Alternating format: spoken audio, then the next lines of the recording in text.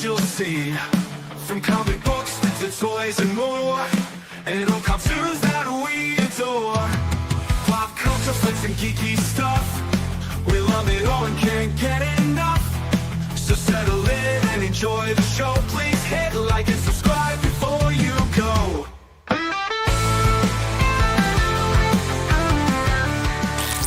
How's it hanging, YouTube? Peter here, your ginger Geordie Geek. Now, before people flee the screen in confusion, we are streaming on both my channel tonight, hence my little introduction there, but we are also streaming on Super Sorrel's channel. So don't think you've dialed into the wrong show. We're just doing it together. We want to do it together. And we are joined by our good pal, Efren from TripleG Comics. So welcome, chaps. Excited for tonight, mind. We've been sitting on our hands you've watched this a good week or two ago, haven't you, I think, Sorrel? Yeah, I watched it the day it came out, basically. I binged watched all 4 in a day. Wow. Yeah. And then I watched it over the weekend. Efren, you're fresh. You've just watched it today. Yep. So looking forward to getting into it, guys. So in the chat, ladies and gents, please do let one know what you've been thinking of Stranger Things. I'm going to put a slide up in a little while, but this is a spoiler zone. So run away if you don't want spoilers, because we're going to get into details in a little bit. Let's just see who we've got in the chat. Now, Sorrel, you're going to have to help us with some of these names, because some of these are your guys. Yeah. Ezra Gantos 2000, Shaun the Sheep. Yeah. Did I nail it? Ezra, you're right, Ezra, mate. How you doing? Yeah, good stuff. Welcome, Ezra. Welcome. We've got Damp PG Creator as well. Yeah. Saying Merry Sorrelmas and Happy New Annabelle. I like that. See what you've done there. We've got Kenzie Lee Lovell. Hi, nice to see you. We've got Stephen Butler. Evening again. Looking forward to hearing your thoughts on Stranger Things. We're going to get stuck into it, Stephen. Watched it through twice. Wow, Stephen, that's commitment, mind. That's commitment. Good stuff. Was about to say, wait, I was just on Sorrel's channel. Why is TripleG stream playing? Oh God, we've got Wayne Deacon. Wayne's in the chat.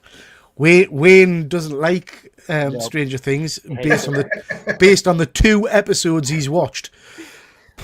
So yeah, Wayne, we might convert you. Pal. We might change your mind. Laura Weeks 5929, nice to see you. Can I just say, I'm a miserable old man, and I've said this to you before, chaps. The fact that StreamYard's not putting people's proper names up now, it's like putting the weird handles up, drives us mental. Well, apparently it's YouTube that did that update, not Really? StreamYard. YouTube have gone to using people's handles. It's so that you can spot. So someone like before could have gone in our chat like Chris were doing and basically make up funny names. It's to stop that. It's so that no one can impersonate you because it gives you the handle. So no one can change their name to Super Sorrel and then start chatting. It would be like Super Sorrel with numbers, wouldn't it? Okay, So it's to stop people being able to impersonate, basically. Yeah, it just makes it quite challenging Annoying, to work out who's who. We've got Jonathan Bland. Nice to see you, pal. Thank you for joining. Wayne, I love you guys. Oh, Wayne. Thank you, pal. Thank you. It's YouTube doing it now. Frustrating. Kenzie Lee Lavelle, Stranger Things feels a little rushed. Okay, interesting. We're going to get into it in a second, Kenzie. But yeah, I can see why you might say that. Okay, guys, let's get straight in. We are here tonight to talk all things Stranger Things. Big fans of the series? Sorrel, you're a big fan? I'm a big fan, yeah. I've been following it since the beginning now. I'm really into it. I love it. Yeah, me too. And Efren, how about yourself?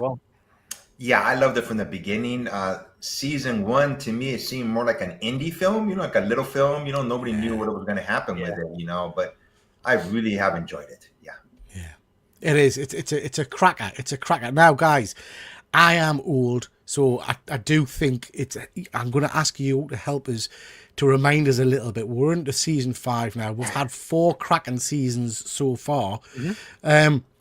Little bit lost off with some of it. Trying to remind myself what's been happening in each season. So, Sorrel, you're probably more of an expert. Can you give and sorry I didn't prep you for this, can you give a very just brief rundown of what's happened in the story so far before we get into 5?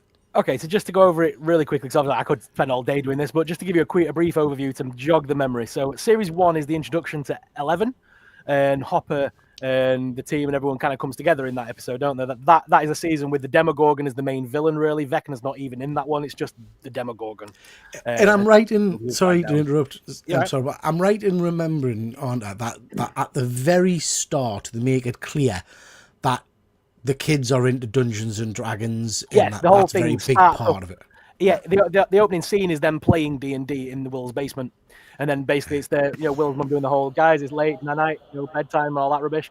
And the kids leave. And then on the way home, it's Mike's basement, isn't it? Because on the way home, Will leaves and he gets attacked by the Demogorgon. But in that D&D campaign, they were just firing a fireball at, Will was about to fire a fireball at a Demogorgon. Yeah.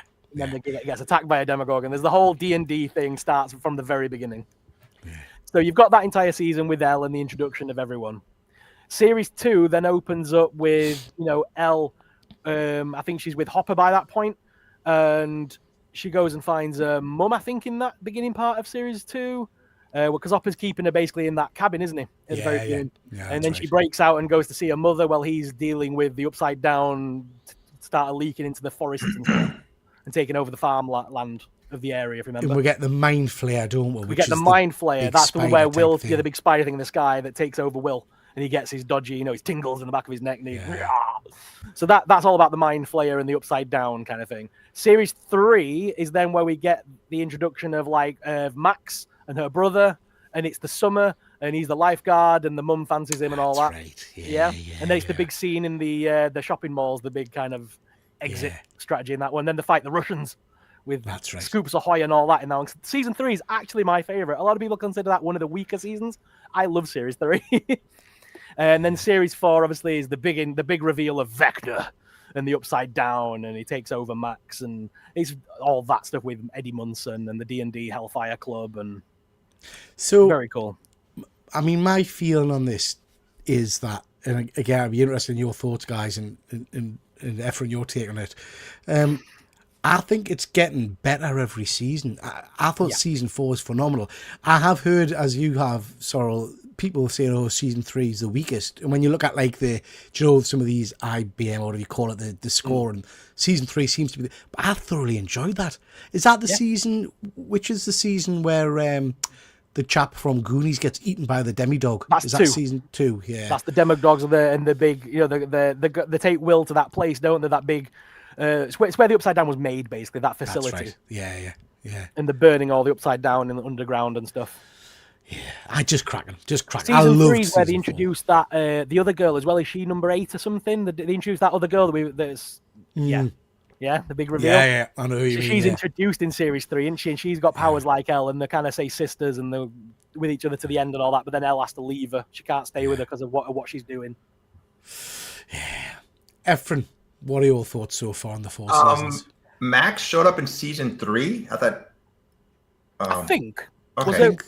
I think so. I may be wrong, mate. It may be late into, but I thought 3 was Max's big reveal kind of thing. Because they do the arcade and stuff, don't they? Okay. Isn't 3 the one where it's her brother who's he's not a very nice guy, and then at the end of it, doesn't he sacrifice himself to kind of save everybody? Well, it's not really him, is it? He's an ass anyway, basically. But he gets taken over by the mind flayer, and that makes him the bad guy, really. But he already had darker tendencies, didn't he? He was already a bit of an ass. Steve has just confirmed Max is first introduced in season 2. Oh, was it series 2? The go trick-or-treating. So Hopper died. Well, not died, but they thought he died in season 3, right? And they rescued him in season 4. Yeah. Okay, I just want to make sure I'm all caught up. So, you know what I like to do? I like to binge all these when the season's over. Yes, I know. He's in the Russian jail, isn't he, in series 4? And they get the doll and all that stuff. I love that beginning bit. It makes me laugh. Yep. Okay. Yep. Okay, let's see who's in the chat, guys. We're up to speed, and then we're ready to crack on. Let's have a look. Fuzzy of the Dunlop. Haven't watched a single episode of any series, so I've got loads of thoughts to add. Let's go. Good stuff, Fuzzy. November 6th, 1983 is when it kicks off. Mm-hmm. Season 1 to 4, the road bikes. Season 5, still riding bikes, even though they're 25-year-old men. I mean, we'll get to that, because obviously the actors, the talent, have aged up in this. And I was reading some criticism of one of the episodes earlier, and we'll do that now rather than wait till we'll get to it just whilst it's in your mind.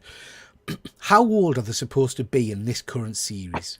About is it I don't 16ish know. or something? I think that about that. They're still in high school, I think. Yeah, At this point. so I think they're around about 16. They don't look 16, or 17, some of them don't look 16.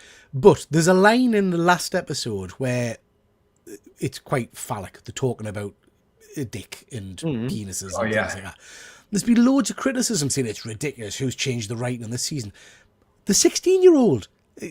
If they're being 16-year-old, that kind of stuff was funny back then. Do you know what I mean? So I just felt, because of the aging of them, you do forget that they're meant to be representing kids.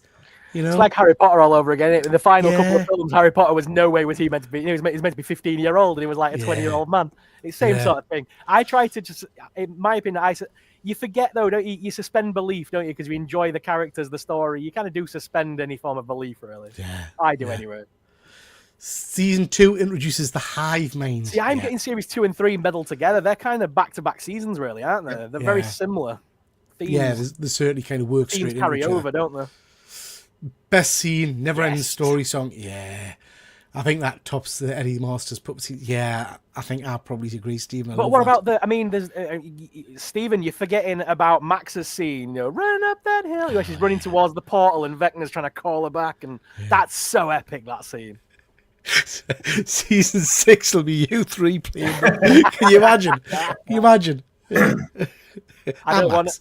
I could pull off. I could do Max. Yeah, I don't want to see Efren getting tingles, if I'm honest. Lucas has a 5 o'clock shadow in season 5. Yeah, 15. There you go. Thank you. So yeah, it is appropriate. You know, Unipal, hope you're doing well. The main kid actor is married as a child. Yeah, absolutely. Yeah. Anyway, let's move on. We are here to talk about season 5. We're 4 episodes in. What I thought we'd do, guys, is we'll just break it down episode by episode, get your general thoughts on it. I haven't made these slides. I've found these on Facebook, but I quite like them. But just to say, there are spoilers ahead, as was said. So if you haven't seen it and you don't want spoilers, this ain't the place for you, because we are going to get in deep. Chapter 1, The Crawl. So yeah, these slides are by a chap called Mason Lee on Facebook. Nice. Yeah, works well. I'll start off, guys, and then I'll come to you. The first episode felt quite slow to me at points, and I was thinking, but picked up at the end. Loved the start. Absolutely loved the start, where we got to see him in the Upside Down and all that kind of stuff. We've got a very different version of Dustin in this episode. But again, you know, he's been through a hell of a lot for a 15-year-old kid. But I still thoroughly enjoyed it. It did make us think this isn't as exciting as the last season, but yeah, it was still interesting to see how the world had developed since the last episode was so interesting to see the army involvement. I loved the burn kind of element when they were getting through to the Upside Down, all the rest of it. But Sorrel, we'll start with you, pal. What did you think? I really liked it, to be honest. It is a slow burner, but I like that. I like that we got the big update via Robin telling us how the world has changed. I liked how they did that, using her to sort of narrate everything. I like the fact that this series has been a bit Robin-centric so far. I've kind of enjoyed her character development. I'd completely missed, that she's... my brain's gone blank. Ethan Thingamajig's daughter. Yeah, Ethan Hawke's daughter. Yeah. Totally missed that, really. Yeah, Ethan Hawke, Uma Thurman. I didn't realize till the other day when I saw her thing. She did an interview where she basically were on about her parents and stuff. And I looked at her and I was like, oh my God, she's like Hollywood royalty, really. Yeah. But I know I really enjoyed this episode. Like you say, it was a young kid actor that played Will, and then the CGI'd the face over the top, which I thought was very clever. It was very good. It looked all right. A lot of people are saying it looked janky. I thought it looked okay. Yeah. I like the fact that they went back and kind of retconned Vecna as the puppet master from all along. I kind of like that little retcon bit. They needed that, really. Yeah. The story has developed as we've gone on, and we've had more different monsters. I think they've kind of gone back and gone, right, well, we need Vecna there to tie it all in. So I needed that. I enjoyed it. We were talking before the show. We haven't got a slide for it, but I'm interested if anybody in the chat has seen it. but the really flesh out Vecna in the theatrical performance, the theatrical show, First Shadow it's called, and that gives you an awful lot of backstory. And actually, in one of the later episodes where we see Max, I think, going through his memories, it's absolutely referenced. The school scene is directly from the play, of them putting on a performance and things like that. So I wouldn't be surprised if at some point they put out a theatrical or a live action version of that stage play, because it's quite intricate to the story, I think, going forward. Because like you say, they've built the character, the series really around Vecna now. Yeah. So yeah. Sorry, I interrupted you, Paul. like Stephen saying there, the First Shadow explains the cave situation, which is a big element of one of the later episodes. But in this particular episode, I liked the development of Dustin. He's basically becoming Eddie. He's taken Eddie's messages to heart of be the leader of the lost sheep kind of thing, and he's taking his position at the lunch table, and he's wearing the rings, and he's kind of really developed himself into a young version of Eddie. Which he's gone through a lot. Like you say, he's been through a lot of trauma for a young kid. Yeah, he hasn't got a father figure, and he's got Steve in his life as a father figure, and then Eddie was really someone who taught him to be himself. Steve always taught him to change who he is to get the girls and stuff, whereas Eddie was all about being yourself, which I liked. So that he had two conflicting messages, didn't he? Really, I like all the dynamics he had with those characters. I think that's going to be a big part of. I honestly think that Steve's going to sacrifice himself for Dustin at some point in this series. I think Steve's a in this series. Yeah, I think that's what they're setting up, aren't they? It feels very especially with like their that. arguments very early on. Yeah. But that scene in the graveyard, it killed me. Did that? Yeah. I mean, I know he kind of he egged it on, but that's the 4-on-1 attack. Although, did we like the voice acting of the one kid who went hello? yeah, it was a bit. all the others were kind of all sinister, and that one lad's like, hiya. It was a hard scene to watch. It was a hard scene to watch. Ephraim, what about yourself, bud? What did you think of this one? I agree with you guys. I think it had to start slow so it can catch up, because it's going to start ramping up little by little. It can't be excitement, 24/7, so to speak. The one character, I mean, we have mentioned this already, is Dustin. He's just angry. He's the one who doesn't, they have to move forward because they know the threat that's coming, but he's almost like he doesn't want people to forget what Eddie did.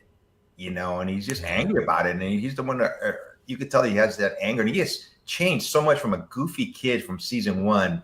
And now he's just like vengeful. He doesn't care. He's got, he's done things in this series, especially in the last episode, or the last one, number 3 or number 4, I forgot which one. We'll talk about it. Things he's done, he knows what he has to do. He almost seems like a Rambo type character now. Yeah. He's certainly been kind of through the ringer, I think, come out the other side a bit harder. Couple of questions for you guys then. First of all, Linda Hamilton, what did you think? Great introduction. Say that again? Great introduction to her, I think, in this episode. What did you? I'm interested in the whole army base and the Upside Down. I thought that was a really I wasn't expecting that, and I don't know why. But what did you think of that? Yeah, the army was in it. Were they not in charge of the compound in one of the early seasons at one point? I cannot remember them being over there. They locked it and left in like big army trucks at one of the end of winter season 2 or 3. Right. After the Demodogs and all that, they kind of locked up that base. And was it the weird guy with the beard and the glasses? The guy who speaks Russian. He was sat in his little camper van waving at them as they left and stuff. Missed that bit. But yeah, I like the fact that the military involved. But she was a great. We're going to get to her scene later on in episode 4, which has a fight scene. Yeah. And they did not hold back with it. I thought that when I saw them two going to fight, hang on, we'll talk about that later. We'll talk about it later. That's to come. What about special effects? Because I've seen some negativity online about the quality of the CGI in this season. I can't say it bothered me. Ephraim, did it stand out for you at all? Or?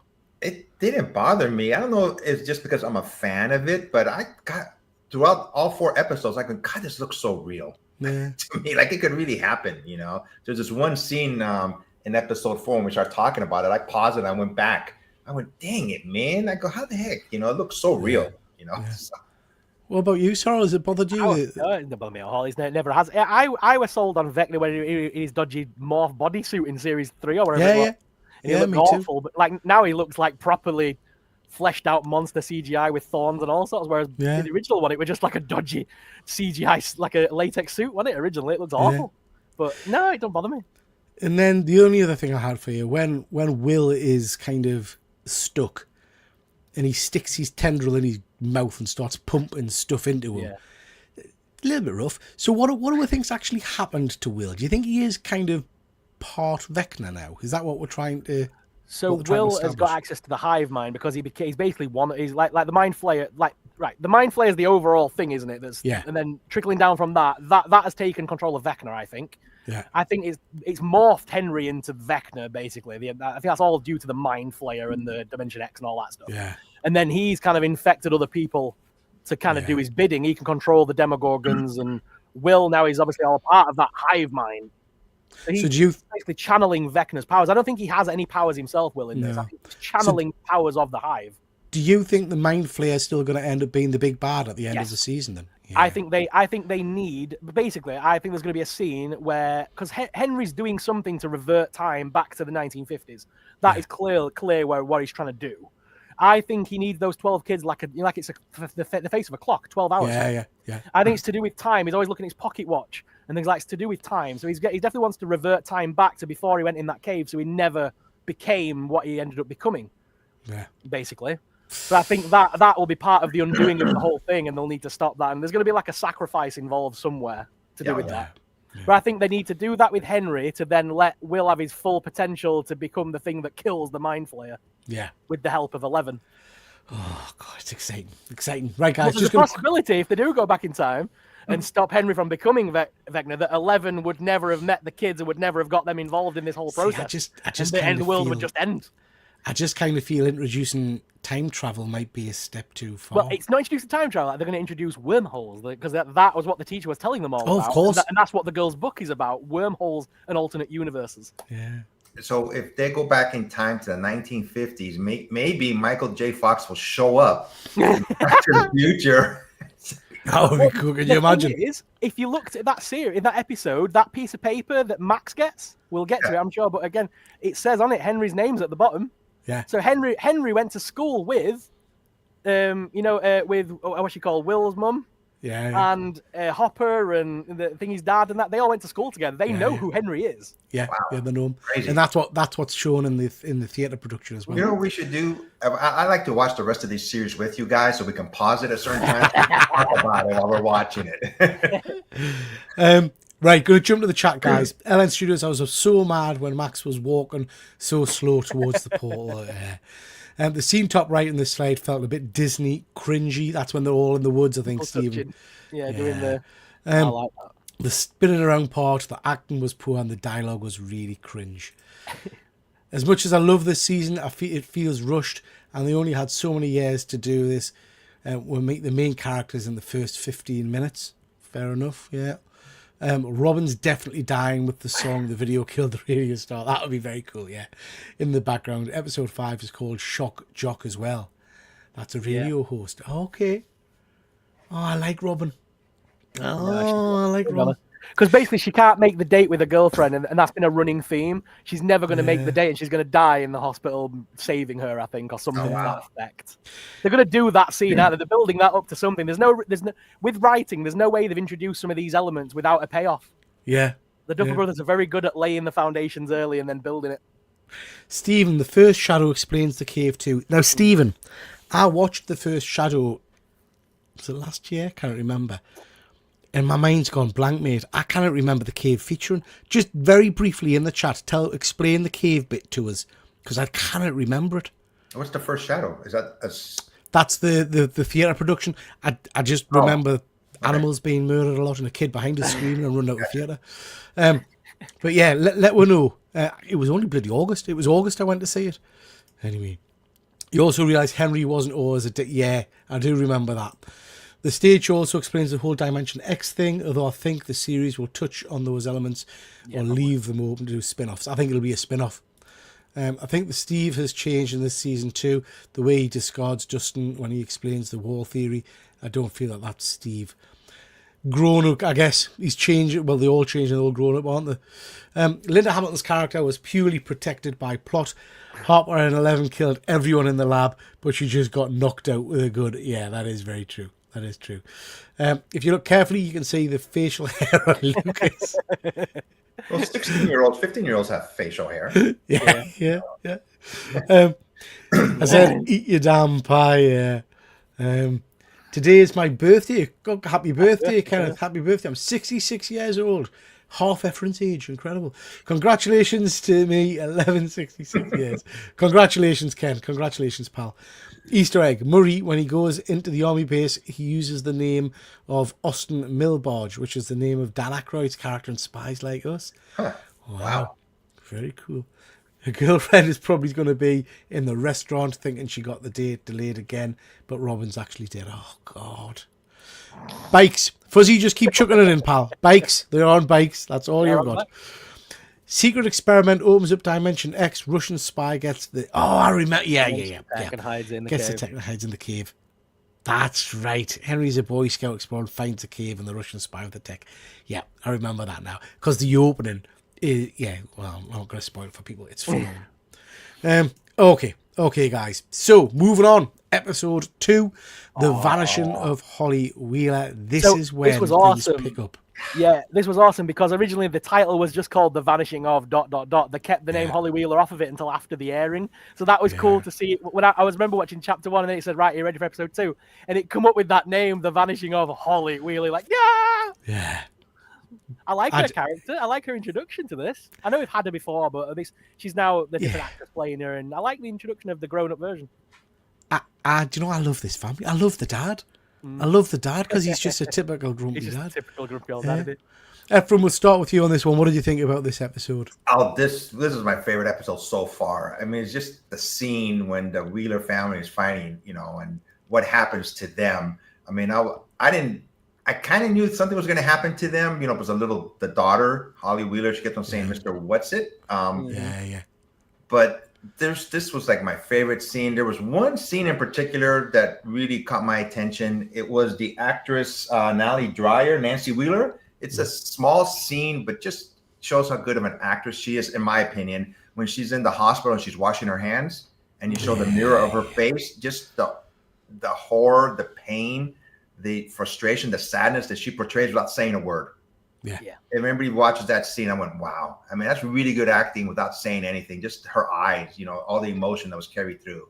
But this is like my favorite episode. But the one scene on the bottom right-hand side, Will, I thought he was copying a feel, when you hear that chest right there.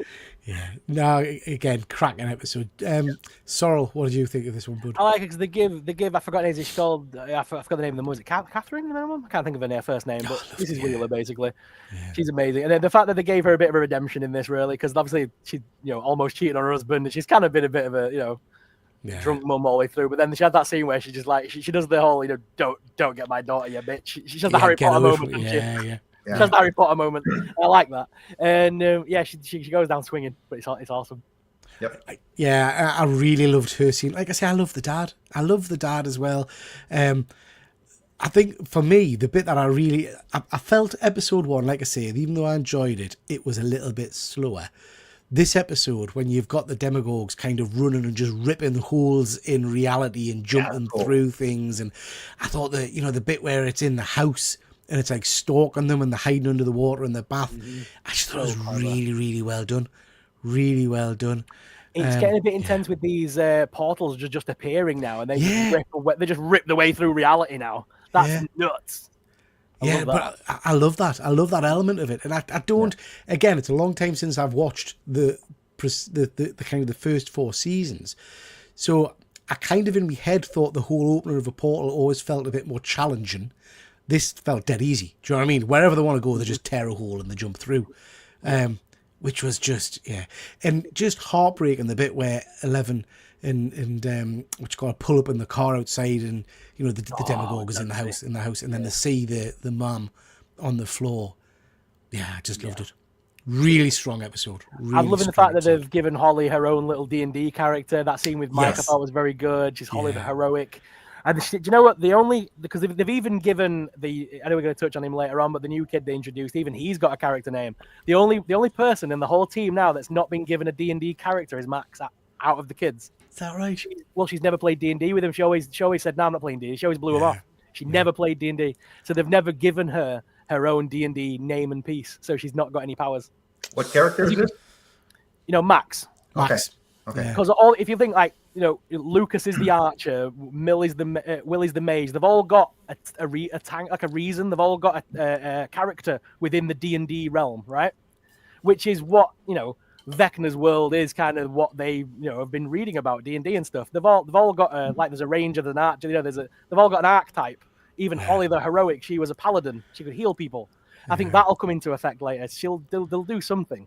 But Max hasn't got any powers. She's yet to have been given a power. I think Lucas and that will assign her something when she comes back to us and all that stuff. I think they'll give her because it's like a thing, isn't it? It's the whole series is based around D&D.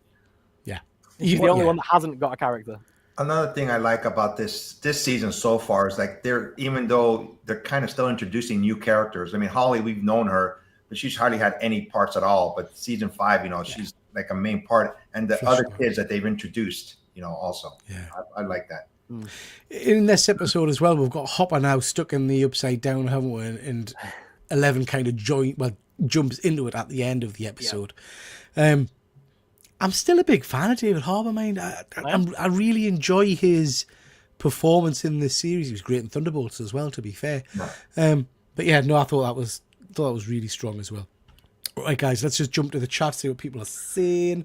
We've got loads of comments, which is great, guys. Thank you very much. Keep it up. Wayne, Bikes and ET in the show. Is Dimension X the official name for the Upside Down? No, Dimension X is a different thing to the Upside Down, isn't it? I'm not. I think.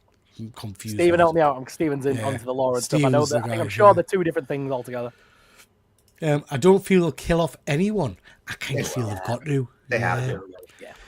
Karen Wheeler survived and the dad too, so if they don't have the balls to kill them, then no one will die, I don't feel they're big enough hits I think they'll want the emotional punch, Stephen. I think they want the emotional punch. They're going to die protecting. They're going to die going down again, swinging again. They're going to kill them off just later down the line because they're now vulnerable. They are going to die. Loads of people are going to die in this, I think. Yeah. Obviously, the Wheelers don't have a happy marriage, but when Karen was able to run straight down the stairs without a double look, makes me feel so bad for Ted. Any mum would, yeah. No, I get you. And even the kids in the hospital don't seem to be that fussed about wondering where dad is. Do you know what I mean? It's all about the mab, I think we all knew the imaginary friend was Henry. Yeah, as soon as we kind of saw his legs, to be honest, and whatnot, I thought, yeah. I think they chucked in Holly a bit quick. With Erica, they slowly brought her in during season 3 and 4, but then just chuck Holly in as a main character and one of the gang. I think Erica is awesome, by the way. That one is one sassy girl and a great actor too. Yeah, I like Erica. I do like Erica. Max is so dead, in my opinion. Do you know what? I wouldn't mind that. I kind of feel she's had her big sacrifice arc. I always feel that when you go back and resurrect, although she's not dead. She's not dead. She's in a coma, isn't she?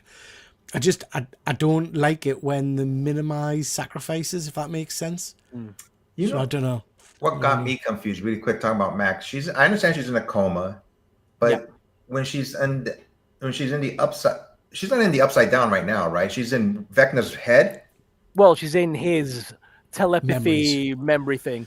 So that's all. I think that is going to become the hive mind. I think Will is going to find a way to tap into it, and he's going to basically be able to project his digital, like his memory self, into that world, like they are, because they're all trapped somewhere. Like we know that I forgot her name again, the young kid Holly. We know Holly's somewhere with the tentacle in her mouth, being pumped full of stuff, like Will was. Yeah. She is right now. Yeah. She's upside down, asleep somewhere, and the mind flayer, I think, is controlling that world. Okay, I thought she was still Max is still in a coma in the hospital, but her memory and her mind is somewhere else. Okay, so technically Holly's in a coma too. Okay, I thought she was. I didn't think about that. Doctor Strange does the astral projection bit. It's like that. It's it's her like inner self is somewhere else right now. Okay, that makes a lot more sense. Thank you. Erica rolling the 20 critical hit on the D20 in season 4 will come into play. 11, 8, and Will, who can I've been use the saying hive mind this for one for so makes long. 20. Yeah. The ending of this is Lucas and Erica because Lucas scored for the team at the moment Erica scored the 20. They're going to work together to take out the big bad, right? Because most of the team at that point were decimated. Will did something and missed. That's a miss and all that bit. That is all going to come into it. That they basically showed you how to beat Vecna in that campaign. Yeah. All of this will come back. Stevens confirming Dimension X was what the military called the Upside Down in the graphic novels, but it's the same place. Right, okay. I feel like Vecna, is going to use the kids like he did with Will. Yep. And then Ellen, I absolutely love the show, but what is Venka's actual goal? I think the memory stuff's interesting. I do think I wonder if some part of him wants to get back to where he was, and this is all about him trying to reverse what's happened to him over the years. I don't know. Well, he basically said at the very beginning he was using like Will and Max, but they weren't bendable enough. They weren't palatable enough. Like he tried with the older kids, then he's gone to the age of Max and Will, and then he's gone now he's gone even younger to Holly, and so he's clearly trying different things. He had to kill the other ones along the way to keep his agenda private, secret, whatever.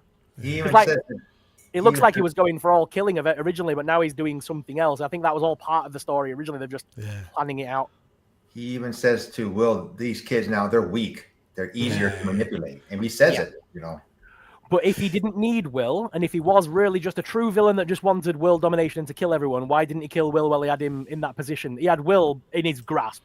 No one could have stopped him. He could have killed him. Why didn't he? See, I wondered if that's because, like I say in the first episode, you see him pumping stuff into Will. Is Will now kind of part of him? So he can't kill Will for some reason. He's linked if he to kills him. Will, then Vecna dies, kind of thing. A bit Harry Potter-ish. One can't live without the other. Yeah. I also thought very Voldemort, isn't it? I also thought that he dismissed Will, that he's not even worth killing. You're not worth it. Yeah. The 7-1 episode, he's using the kids that are easier to manipulate. Yeah, like Henry did. Evelyn Von Hoot, hope you're well. It's revenge and control in it, trying to create a world in his image. Yeah. Okay, guys, we are up now. This is starting to heat up now. Chapter 3, the Turnabout Trap. Elements of this episode I loved. Elements didn't necessarily blow us away, I have to say. The stuff with Max in the mountain cave and stuff like that, I don't know, felt very kind of exposition heavy, kind of, I'm going to explain the story to you now, which was needed to an extent. But all of the stuff with the Upside Down, with them torturing the guard and stuff, I thought she'd killed the guard mind when he first kind of blanks out. Loved that. I loved them trying to hunt and capture the demagogue in the house. I just thought was absolutely spot on. Absolutely spot on. This is kind of the episode where I thought, this is going to go out on a huge bang. Because I was worried up till now that I'd loved season 4 so much. I was really scared they were going to drop the ball with season 5 and it would end on a bit of a damp fart. By episode 3, I thought, this is going to be cracking. Can I just point out as well, none of us have mentioned it so far, I know people are mentioning about the build-up and it's slower and no one's died yet. Bear in mind, this is all taking place over the course of a 24-hour period this season. Yeah. This season, everything that's happened so far has happened within the same day and evening. Yeah. It's true. Every episode just goes straight into the next. There's no time passage. Everything happens in one day, night kind of thing.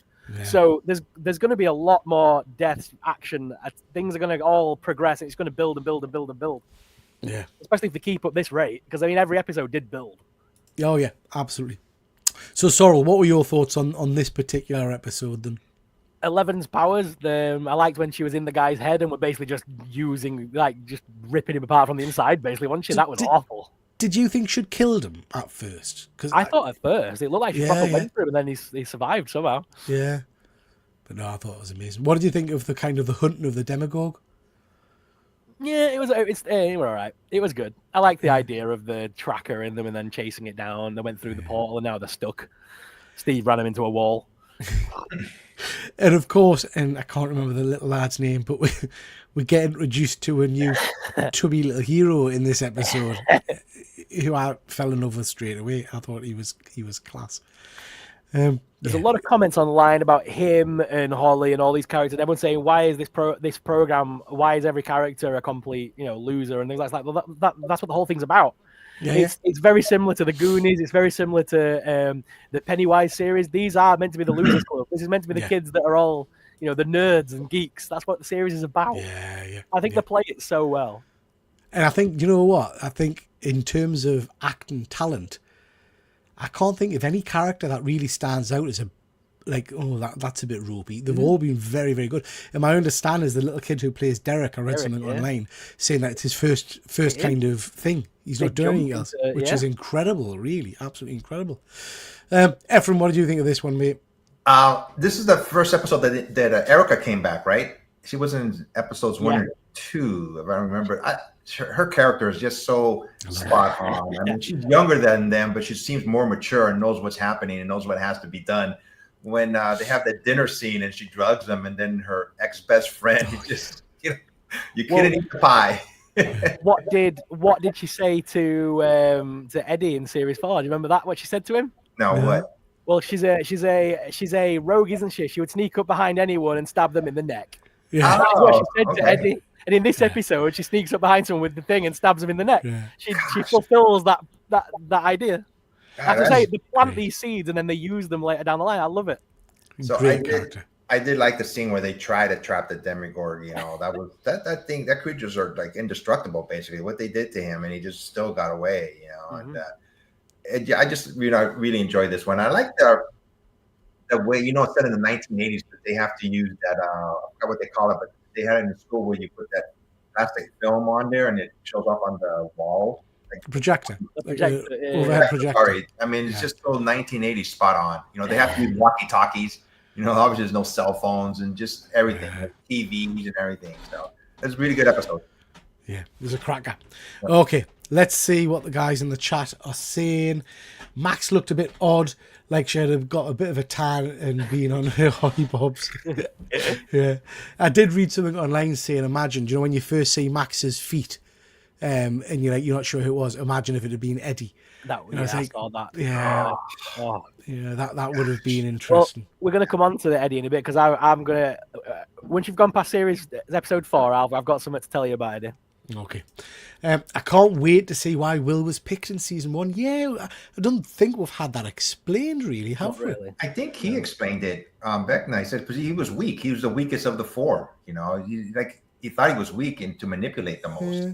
That's my opinion. I think just a random kid that he's gone for, maybe. Yeah.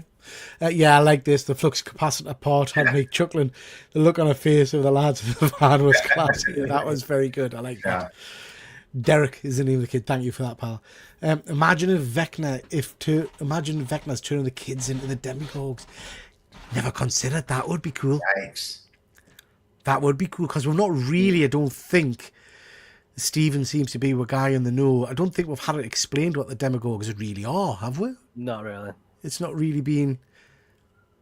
Not really in this. There's a D&D backstory, but that won't apply to this. I don't think. But it's interesting because someone said it. Was it Stephen? Someone said earlier in the chat that they're pumping full of the stuff that basically that's what Dart came from. The Demodogs, they came from that spawny stuff apparently. Because we've got the Upside Down, but it's devoid of any kind of human life. So you do wonder if it's a reflection. Where have all the people gone? Have they turned into? Yeah, maybe the characters that he's killed, that weren't, that he's not using anymore, turning them into those creatures. God. Interesting. Derek Turnbow is the young lad's name, the actor. Jake Conley is the actor's name. Sorry, Jake Conley is the actor's name. Only done some commercials before it. Jake Conley, who plays Derek, got a lot of abuse before Stranger Things. He was bullied a lot for being the fat kid. That's all changed now. Sad. We live in absolutely. Sure. We were talking about this actually on One Good Scare Show. We did a review of It Chapter 1, and I did pose that question. Said, there's a character in It Chapter 1 whose entire thing is about him being the fat kid, and they capture him and they carve the name onto his belly and stuff. And it was like, what does that actually do to a young lad or a young girl? What does it do to someone who's been cast because you are the fat kid. Do you know what I mean? It's it's a lot for them to take on, I think. Yeah. I hope we don't see Eddie come back. I loved Eddie and can relate to him. However, if he comes back in some way, it will spoil the peril of losing people. I tend to be the same, Stephen. I tend to agree. Eddie was just such a great character, but there is a very good reason for it. I have a very good theory and reason for doing it. No, there is got a reason. theory. It could be It's a demon. That's a demon. Right there. Although I just dropped that in you. Is it just myself that didn't feel like there was a lot of risk? My money was on Joyce kicking the bullet. Oh, that'll be interesting, Alex. Yeah, that'll be interesting. Now, guys, it was good. Episode 1, 2, and 3, wasn't it? I think we'll all agree it was good. But then shit the bed. Shit the bed. This episode was just phenomenal. It was insane. So it felt cinematic to me. Yeah. What has been the problem so far with every season when this happens? What one thing is the reason why they always fail? You know it? No, what's that? They never come together. They're always separated. They're always splintered. Not one single season have they all been together. Even in series 2 or 3, whenever they were fighting the Russians and stuff, they were still always splintered into 2 or 3 different groups, all going for the same goal, but just not together. Right? Yeah. I think that's going to be a part of it. The final showdown needs everyone doing their thing together in the same place. And I guess that links into episode 1, doesn't it? Where they're in the woods and they're all kind of fist pumping and all the rest of it. It's the power of the team. Apart. Yeah. And I think that has a big part of this because everyone's kind of all over the shop in this episode, and that's the reason why 11 can't get into the thing, and the kids, Dustin wasn't where he was needed to be. Now they're trapped in the upside down. Everything's just not falling into place. So let's take it in slight sections, and guys, what did we think of the upside down elements? So we'll have the kids trapped there. We've got Hopper and 11 breaking in to try and free who they think is Vecna at the time. We've got the standoff with Linda Hamilton's character, the battle scene there, and then we've got the reveal. So Sorrel, we'll start with you. What did you think of the upside down side of stuff? Yeah, really good. That whole fight scene with Linda was amazing. I really thought she's an old woman, you know. That's what I mean. I thought when she was in, I thought, well, she's not gonna have any decent action sequences. David Harbour did not hold back in that fight. They went for each other. It was awesome to see. She was still a kick-ass Terminator fighter in that. I felt it felt like she hadn't missed a beat, actually, since Sarah Connor. It was incredible. Yeah, it was an incredible scene. I love that, and I like how menacing she is. We know that whole thing of turning the heat up and down to make the thing attack him. Love that. That was so cool. But yeah, all the upside down stuff. They're now trapped somewhere in that church, waiting. Yeah. I think they're still there, aren't they? At the end of it, I think. So that episode ends with they're still there in the church, waiting for something to happen. Yeah, okay. Loved it. What did you think, Efren?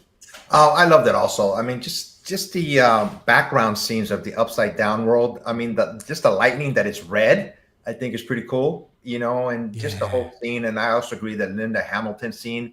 Her fighting, obviously that was, from Terminator homage, I think almost.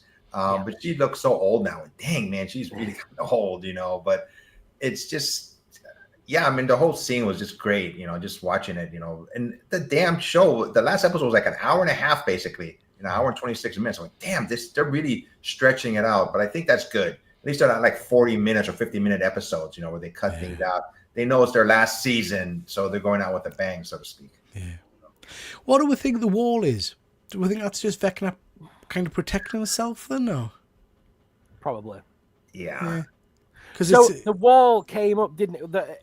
I mean, when we saw the town splinter at the end of 4, that they were all the locations where somebody had died, weren't they? The kid with the specs, Chrissy, they were all the places where somebody had been taken out on there, and that's where the lines had. So that's something to do with it. Must be. I think it's something to do with whatever he's doing within that place. He's protecting something, isn't he? That he's definitely made that wall. I mean, and Dustin figures out that it's a circle.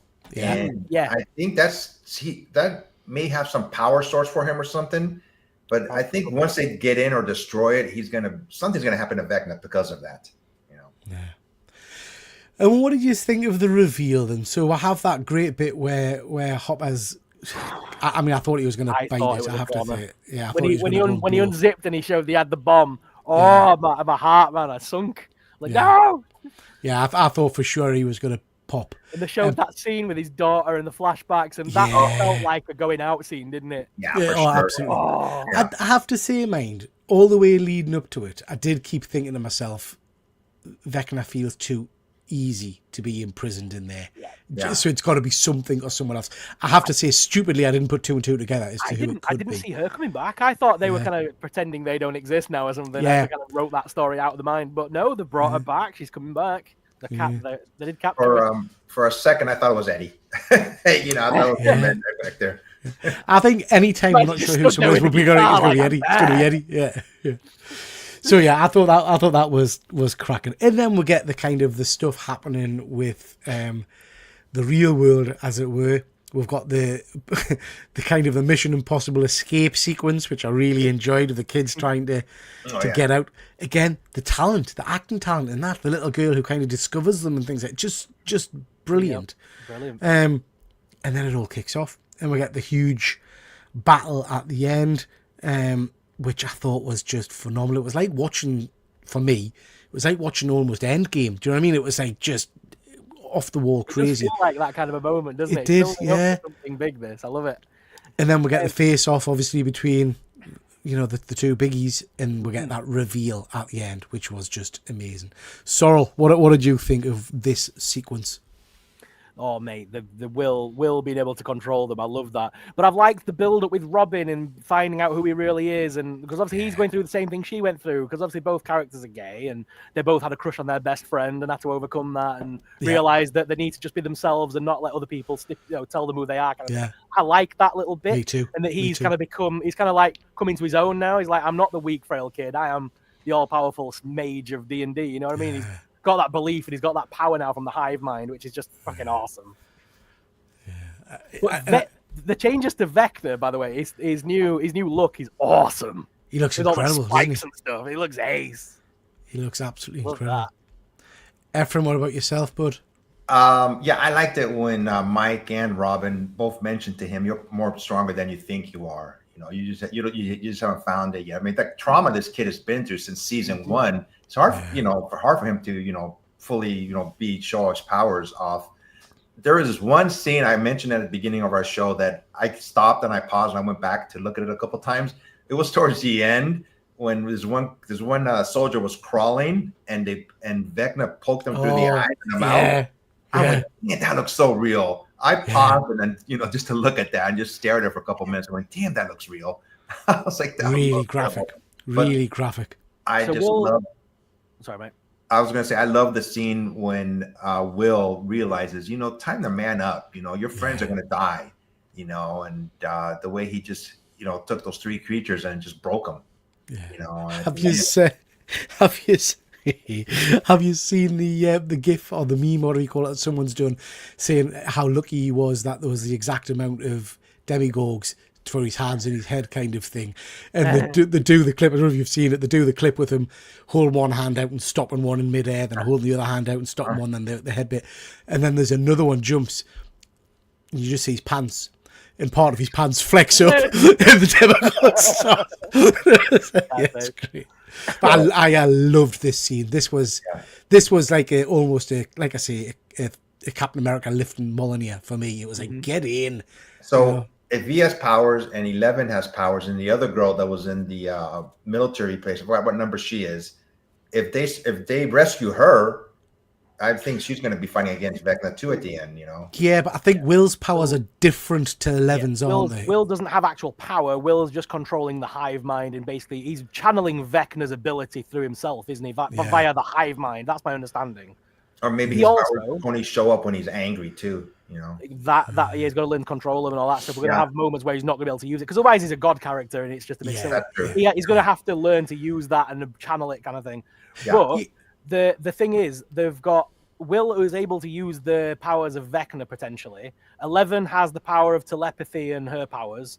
The other girl has the power to make people not see them, so she can make them invisible and stuff, because they made that big thing of series 2, didn't they? There's 3. She can control what you see, basically. That's why. Oh, yes, I remember that now, yeah. So all them characters coming together is part of the end game, isn't it? That's part of, they need all those different powers to do the different things. Will's can stop the Demogorgons. 11 can beat Vecna, or if it is Vecna, I don't think they're going to fight Vecna in the end. I think Vecna is going to eventually revert whatever he's done to himself, becoming Vecna, stop the Mind Flayer's control over him. I think he will team with them at the end. I think he's a misunderstood villain by the end of it. You see, the more I think about it, I have to be honest, the more I think about it, the more I think there's, 4-5 episodes still left. That's a lot for Vecna to be the big bad. I really do hope we'll have got some big reveal of the Mind Flayer, or somebody else creating it. Vecna's a great baddie, don't get us wrong. But I think you're right. I think we need something to up that ante a little bit. Do you think Max is going to have powers? Because Lucas talked to her when she was in a coma. We need you to finish this. I think she's going to have some type of powers too. You know? Well, so you see Will with his eyes like that. Yeah. His eyes go white when he's using the ability, right? Yeah. When we saw Henry Crill's father in prison, he also was blind and had those white eyes. Oh yeah. Okay, and 11 has to put a bandana over her eyes, and when she's really going for it, she has to channel the ability and close her eyes and all that. So she's kind of blind as well. That's something to do with it, I think. And there's going to be something to do with all of that kind of the weird eye blindness thing. But yeah, I think they need Max, and when I think Max will wake up, because there's a scene, we've already seen pictures of it, haven't we, where Lucas is basically holding her with the music box in his hand, playing the Kate Bush song, and he's holding her, and she's not awake, and he's trying to protect her from demodogs and things coming for her. So that's going to be a scene. I think she will wake up, but I think she'll be blind when she wakes up. I think she'll have the white eyes, and she won't be able to, because when she first woke up after coming back from Vecna's curse, she was blind. That's right. And then she went into the coma. So I think she's going to have the white things over there. I think she might be able to use the Mind Flayer like Will, potentially. Right, guys, let's quickly see what the chat is saying and we'll wrap things up. It's never explained that the Demogorgons are, however, I'm sure I heard that they were already in Dimension X. And when Henry got corrupted by the hive mind, he can control them. Not sure, though. So certainly my memory, Stephen, is the play opens with the Russians being attacked by the Demogorgons, I think, in the Upside Down. That's before Vecna and all the rest of it. Teamwork, yeah. If Max wakes up, do you think she'll be permanently blind like Henry's dad in the asylum? Yep, potentially. This is how much Badger loves Stranger Things. She's shouting at you discussing this. I hope she's shouting in agreement with me. When I first saw Hopper go off with that bomb slapped to him, it was almost in bits. I did guess that 08 was behind the door, though. Yeah, I was sure he was gone. Just remembered some leaks of filming over a year ago at the church. I really didn't think they were real, but now they have to be. Okay. Oh, interesting. Vecna being the first kid to become taken, then growing up to become Vecna, then the Mind Flayer telling him to get more kids for some big thing, which leads to the end of the series. Yeah, that could be it. So Vecna's just a puppet, really. Mind Flayer's kind of controlling him. We've not seen the Mind Flayer for a while, have we? No, not since Series 3. I don't even remember that character. My thing was chasing them. It was the big smoke thing, wasn't it? Yeah. I got to watch it again now. And I don't know, I mean, just the way it's all melded into my head, I kind of assumed or thought that the Mind Flayer had been explained as being Vecna for some reason. But I don't know that it was it? I think the Mind Flayer is controlling Vecna. Yeah. They've now faked Hopper's death twice. It's getting a bit odd. So when they finally do kill off a character, I don't think, because we keep having these build-up moments, I think they'll do it and it'll be quick. There'll be no build-up. The shock and awe will be the fact that they've just done it with no warning. That's how I think they'll do it, because they keep building that moment up. Third time's a charm, mind, for Hopper. Third time's a charm. I don't think he's going to die. At this point, I think he's going to survive the whole thing. If anything, I think 11 might die and he has to live without her because he never overcame his daughter's death. And lost two daughters. I know. That's harsh. That's harsh, but I think that's how it'll go out. Yeah. I don't think he's going to die. If you've never read the graphic novels or comic books, I can recommend them. Okay, I haven't seen any of them. I've read some of them. Basically, that whole scene with Will in the Upside Down was directly ripped from one of the comics. I've read that one. Yeah. They've made it very clear in the last series, I think, that he was gay. They've kind of hinted all along. There's a whole scene in one of the early seasons where he says, "It's not my fault you don't like girls." Mike knows he's gay. Yeah. There's a whole series. There's a whole scene about it. But I agree with Ellen. I don't think Mike's gay. So to change Mike would be... No, I don't want 11, 8, and Will have Vecna's powers. Vecna's number 1. 11 plus 8 plus 1 equals 20. The roll to 20 to defeat Vecna. Yeah. 8 powers are illusion. Yep, that's right. Now, Von Hoot, is that coming from you, or is that coming from the Badger? Is the Badger telling you that? I like the way they handle the gay situation. Remember that it's still the 80s and not widely accepted as much as it is now. They're doing it well, and the emotions of it being hidden away. I thought it was beautiful, I have to say. And much like you said earlier, Sorrel, I thought the bit where they were talking and realising they've just got to be themselves, I don't think that's necessarily... It is obviously in the series equating to the gay element, but that's a great message just anyway for everybody. Yeah. Do you know what I mean? I just love that. I like the fact that it's not been because like some programs these days, you've got to admit sometimes it's an agenda putting these characters in. Stranger Things has never felt that way. It's a part of the character's story. It's natural progression of it, and I love it. Yeah. Wasn't expecting Will to get powers. My prediction was Venka putting his soul in Will's body to finish what he started.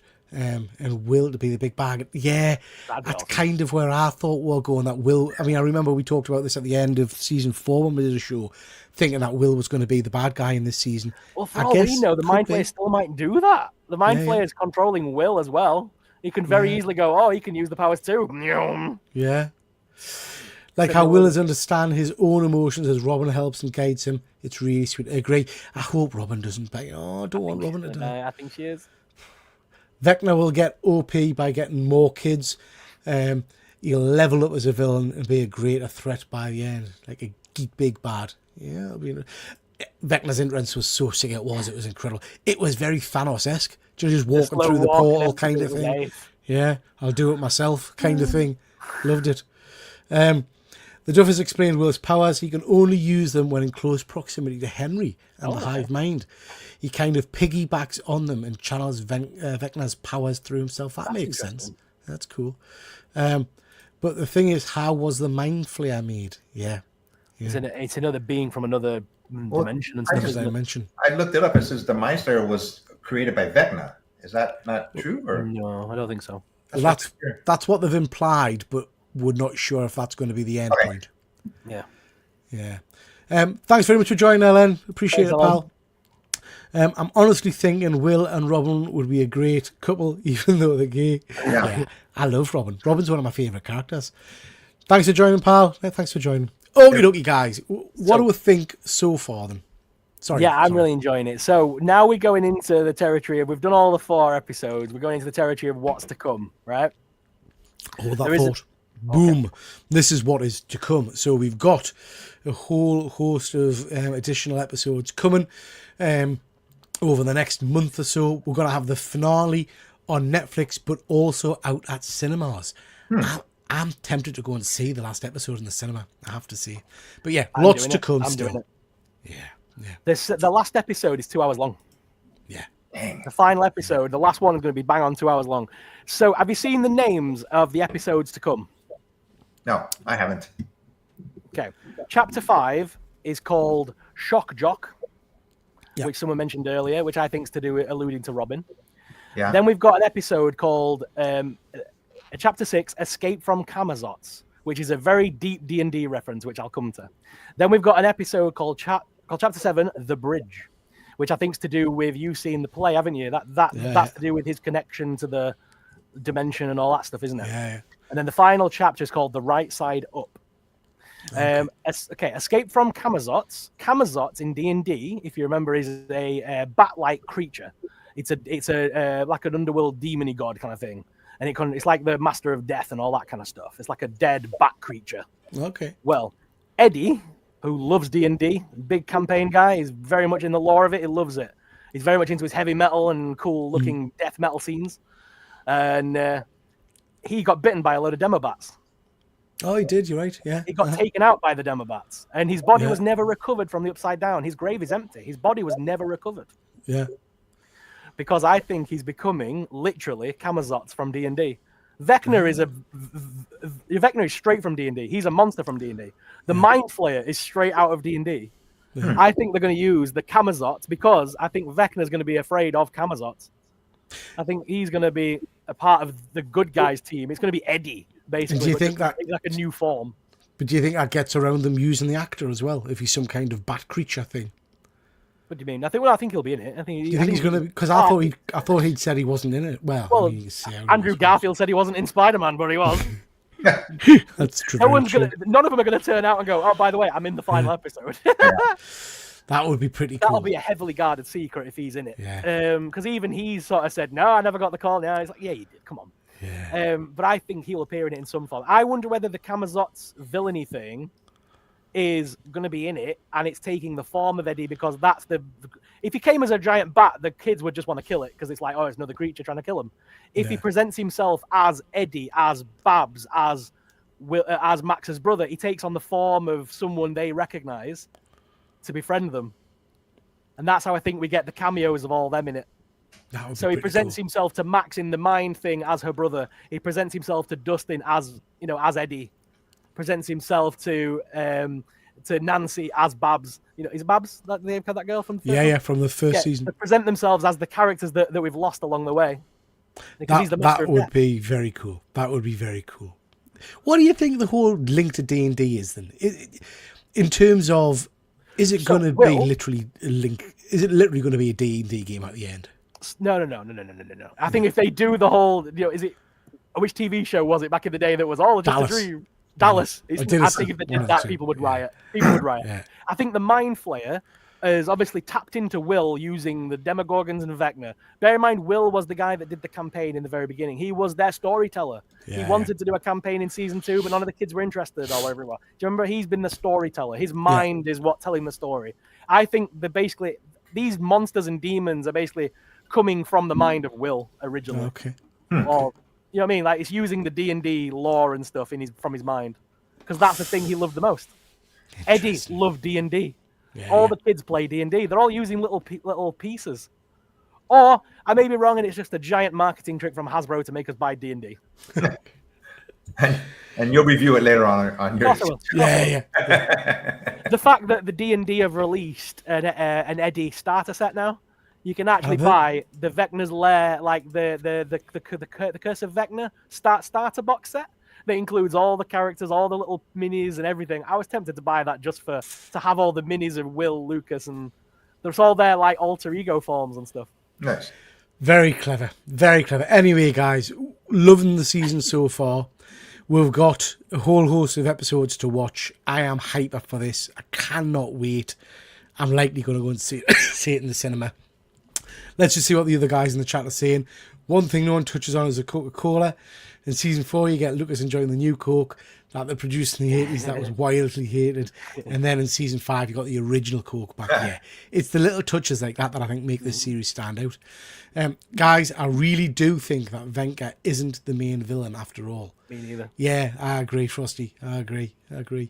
Will and Robin are so cute together. I love them both. I'm away from the 27th till January 2nd, so peed off that I need to avoid everything until I get home on the 2nd. Oh, watch out for spoilers, Stephen. Watch out for spoilers. No UK cinemas have confirmed this shown yet. No. Oh, Alex. Don't say this to me. And lots of people confirmed the Backguard, yeah. The Backguard, yeah. Mine mythology. Yeah. D&D took it. Escape from Camazotto, whatever you said. Basically focusing on Max. Could be. In my mythology, it represented death, darkness, and sacrifice, all fit with Eddie. Maybe all of this is from their D&D game, and everything that is happening is not real. It's just a dream. I would hate that. I've said that. I have said that belonging to them. I think people would go nuts with that ending. I feel that's a cop out. If it is just unless Henry does go back in time and does set everything right so that none of this takes place, and the final scene, it isn't a cop out because the final scene is them playing the game that they started. He shoots the fireball at the Demogorgon, it doesn't actually come and take him. It just, they go home that night and they resume as normal. But then again, 11 would have never have met. But then they might show 11 with a mum and she's happy with a normal life. And the only sad ending in that aspect, somebody said, someone went through it and I remember they said the only sad ending in that respect would be that Hopper would still be the sad cop and he would be the sacrifice basically because he would never have gained anything from anything. It still feels like a cop. I don't know if I want that. Anyway, chaps, we've done over an hour. That was really interesting. I think we'll come back and do another one of these at the end of the next set of things. What do we think about the fact that this is it? Well, it's not it really. It's wrapping up, but we're going to get some spin-offs and things, aren't we? Yeah, there's a cartoon series coming out which is going to flesh out the times between series 2 and 3, I think it is, or 3 and 4, one or the other. It's set in the middle of something. They did this with Star Wars, where they made the Clone Wars cartoon that bridges 2 and 3, and they're going to do that with this, aren't they? They're going to make loads of little series along the way, and there's going to be a full live-action spin-off, apparently. Yeah. So Stranger Things is not going away. It's guys, in the zeitgeist. Just before we go, ladies and gents in the chat, we've had 4 episodes. Give us a score out of 5. So for the entirety of the 4 episodes, where are you putting it? 1 to 5. 1 being not very good, 5 being exceptional. And we're not doing half marks, right? I'm a hard taskmaster. We're not doing half marks. So 1 to 5. Let me know in the chat where you're at. Efren, I'm going to put you on the spot. Where is it for you, pal? Really quick, as a little side note, the teacher that was at the barracks, that was the Duffer Brothers drama teacher when they were in high school. Is that she really helped them, because high school wasn't easy for them, and she really helped them, become, somewhat what they are. So they put her in the show. As you were talking about, spin-offs, I'd sent Peter that link. This is like Nancy Wheeler, the actress, Natalie Dreyer. She's going to be in a spin-off for Stranger Things, like in between seasons. But anyways, getting back to it, I give it a solid 4. 4. 4. Yep, I really liked it. I think 5. I mean, the pressure's on for the last 4 episodes, or how many episodes are gone. They got to go out with a bang. Yeah. Sorrel, I'm giving it a good 4 out of 5. I think there was a bit of lackluster middle part, but they needed that. You can't have full action oriented all the time. Sometimes you need the exposition-y bits to tell the story. But yeah, no, 4 out of 5 easy. It's a good series. So for me, guys, I'm going to stick with you. It's a strong 4 out of 5 for me. Very, very good. Very good, strong start. If it maintains this level of quality, I think Stranger Things, and I know lots of people have different views, but I think Stranger Things, the 5 seasons, can be almost a perfect set of television. Oh, yeah. Do you know when you talk about series that sometimes dip and drop and lose the plot a little bit? I don't feel Stranger Things has done that. Even at its worst, it's great TV. So 5 cracking series, which each seem to get a little bit better for me. I think it's a winner. I think we've said it before, like with, when we've sort of discussed, like, these new things are getting the kids, in the hands of kids, and it lives on for another generation. Yeah. D&D's been needing something to get it back into the hands of kids again. And I think Stranger Things has introduced a whole generation of people to the world of Dungeons and Dragons through Stranger Things. I think that's an awesome thing. Oh, absolutely. No, that's a great point, pal. It's a great point. 4 out of 5 for Kenzie. 5 out of 5 for Stephen. Thoroughly enjoying it.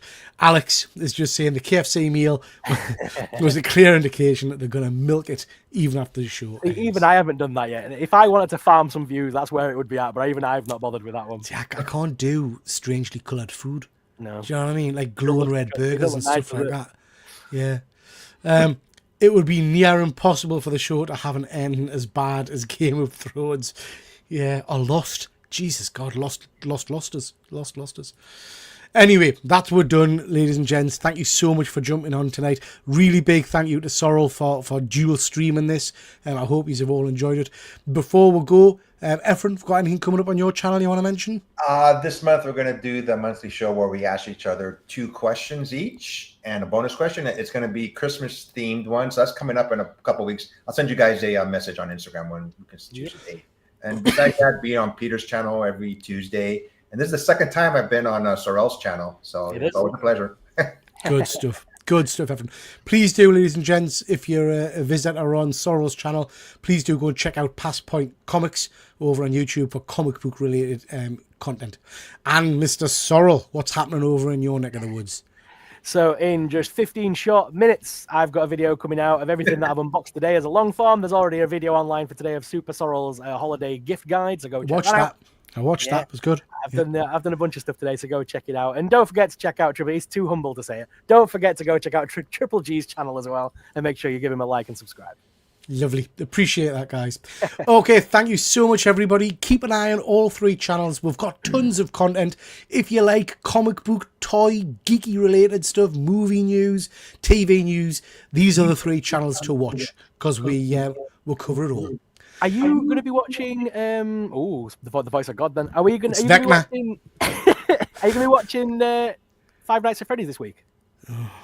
I know you've not got a show on this Friday. Yeah. Isn't this your horror week? It is. So I'm actually on a work night out. I am going to go and see Five Nights at Freddy. Well, I think we should come together over the weekend and do a little thing on my channel of reviewing it. Let's I know do you that. might want to save it for your channel with James later on. I'll talk about it as much as I can because I'm going to love it. So I'll It's try gonna and be get me to that's see going to it. be the vocal. Enjoying it, and you're going to hate it. I'm going to hate it. I will try and watch it this weekend, and I'll let you know, pal. And we can do something about that. Okay, thank you so much, everybody. We'll catch you all next time. Take care. Bye. Oh, and stay super. I believe is that your? Yeah, Stay super. Bye. Bye.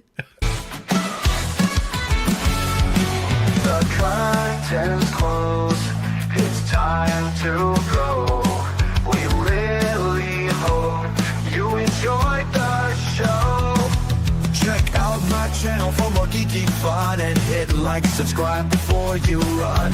All that remains is our thanks to you from Triple G and his YouTube crew.